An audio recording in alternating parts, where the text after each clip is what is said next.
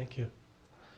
A friend of mine got shot and died a couple days ago. So it's been on my mind. What happens at the time of death?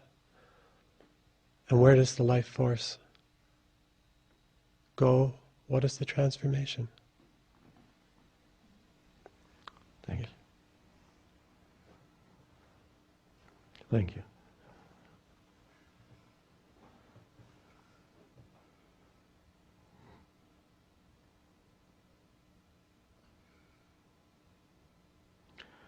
Well, I haven't gone through physical death yet, as the Zen master who was asked about life after death said, "I don't know." And they said, "Why don't you know? You're the master." And he said, "Yeah, but I'm not a dead master." But I've gone very deeply to what one could call death to identification with form.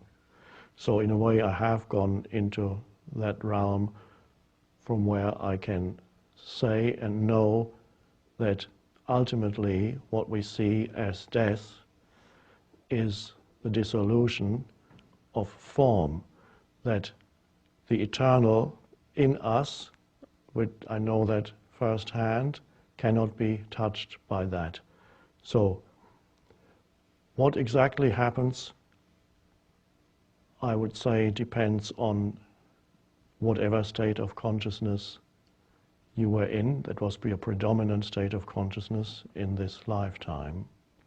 If in this lifetime you were continuously identified with form, your body, or the psychological form of me, that means consciousness, this expression of consciousness, was still in a somewhat dreamlike state, which is identification with form.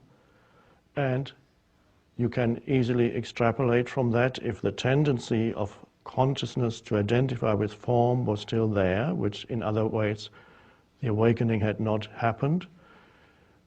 This tendency will continue, there will be further identification with form, and the process will continue as the consciousness that is not yet fully awake will continue to identify with form again, and then gradually come to a place where awakening happens. Or if there has already been a disidentification from form in this lifetime, then you can extrapolate from there that the compulsive urge to identify with form and to seek another form or another cycle of form identification, this compulsion to seek further experiences through identifying with form then would either be much weaker or be completely absent, in which case the consciousness that you are is no longer bound to this realm and will not seek to re-experience the realm of form. But in either case, you really, I can tell you that all is well. It does not really matter whether this person now needs further experiences of identification, in which case this will happen, or whether he's already free of this urge, in which case he will move on and live in a realm that we can't even conceive of from where we are here. I get a sense deep within in the forms of what that is, but we don't need to talk about it here. All we know is nothing. This is the beginning of A Course in Miracles, which is the entire Course in Miracles summarized in 2 lines. Nothing real can be threatened. Nothing unreal exists. Herein lies the peace of God. That which is real in him is beyond form. Anybody can know that when you see a dead body you realize that this is no longer whom you knew. This is not the being that you knew. This is only a shell. So nothing real can be threatened. Nothing unreal ultimately exists. This is why sages from all traditions speak of this realm of form as ultimately illusory. It depends what level you look at. The important thing is all is well. Beyond the appearance on the level of form, which is the only level where death exists, it is the transition from one form into another form, or from one form into formlessness. That is what death is, no more than that. Nothing real dies. Nothing real dies. Which is to say, ultimately, there is no such thing as death. There only seems to be. It's a transmutation of form. Either form dissolves or seeks some other form, some other identification with form. That, for you, of course, to go into stillness in the face of death, to go into stillness is important, to become still within yourself, especially when you are sitting with somebody who is going through the death process, or you are confronted with somebody who has just died next to you, whatever.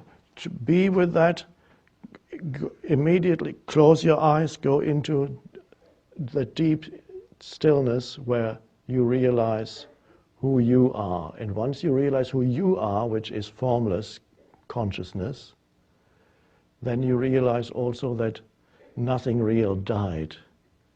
Nothing real died, which is to say, ultimately there is no death. It does not mean that you can't feel sad.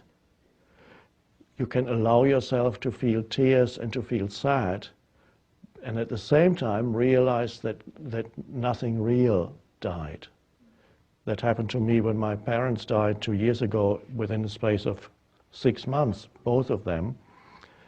So to be confronted with the death of a loved one in a short period of time.